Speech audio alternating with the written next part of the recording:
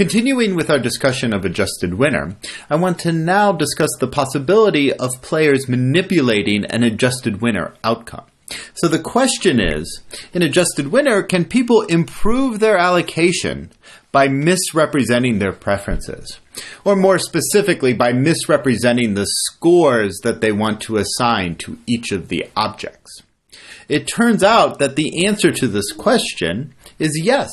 Players can manipulate the adjusted winner outcome by misrepresenting the scores that they assign to each of the items.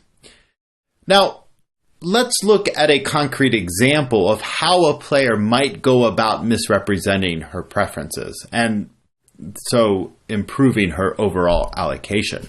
Suppose that Anne and Bob are dividing up two paintings, a Matisse and a Picasso. And let's say that Anne prefers the Matisse and Bob prefers the Picasso. And the scores that they assign to each of these items are as follows. Anne assigns 75 points to the Matisse and 25 to the Picasso. Bob assigns 25 to the Matisse and 75 to the Picasso.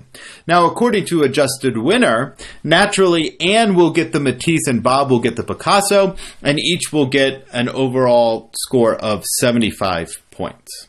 So now the question is, let's say that Anne knows exactly the points that Bob is going to assign to each of the items. So Anne somehow managed to figure out exactly what points Bob was going to assign to the Matisse and the Picasso.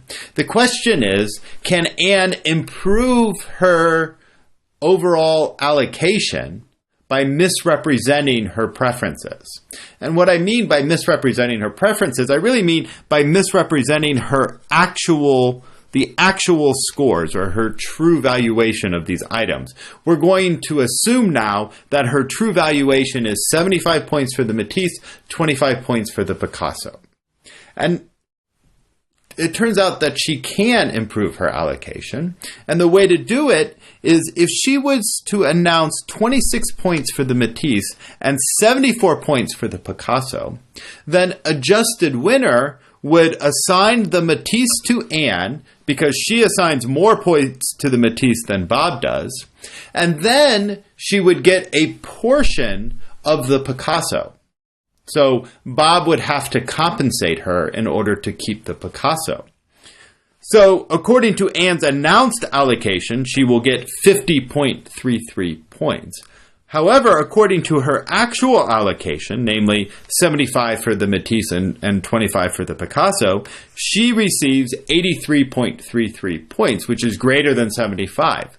So Anne has an incentive, it's in her interest, to misrepresent her preferences, under the very strong assumption that she knows exactly the score that Bob is going to give, exactly the points that Bob is going to assign to each of the paintings.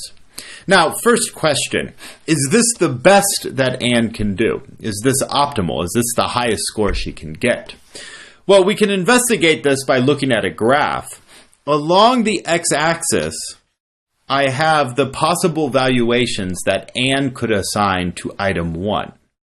Along the y-axis is the total score she receives according to her actual valuation. The actual valuation is 75 for the Matisse, 25 for the Picasso. I'm assuming that Bob always assigns 25 points to the Matisse and 75 points to the Picasso. So under that assumption, 26 is indeed the maximum value she can get. You can just see this by looking at the graph, but we can also prove this. It's an analytic result that 26, if Bob assigns 25 points to the Matisse, then Anne announcing 26 points to the Matisse is optimal. That'll give her the highest overall total score. However, while honesty may not always be the best policy, it is the only safe one. It's the only one that guarantees Anne at least 50 points. In order to illustrate that, let's look at another graph. So here what I have is along the x-axis, I have possible valuations for Bob of item 1. So I'm allowing Bob to vary his valuations. Along the y-axis, I'm representing Anne's total score according to her actual valuations. 75 for the Matisse, 25 for the Picasso. Now, we're assuming that Anne has two possible strategies. One strategy is her honest strategy. That's the red strategy. Her honest strategy is just to always announce her actual valuation, her honest valuation. The blue strategy, she is strategizing. She's misrepresenting her actual preferences.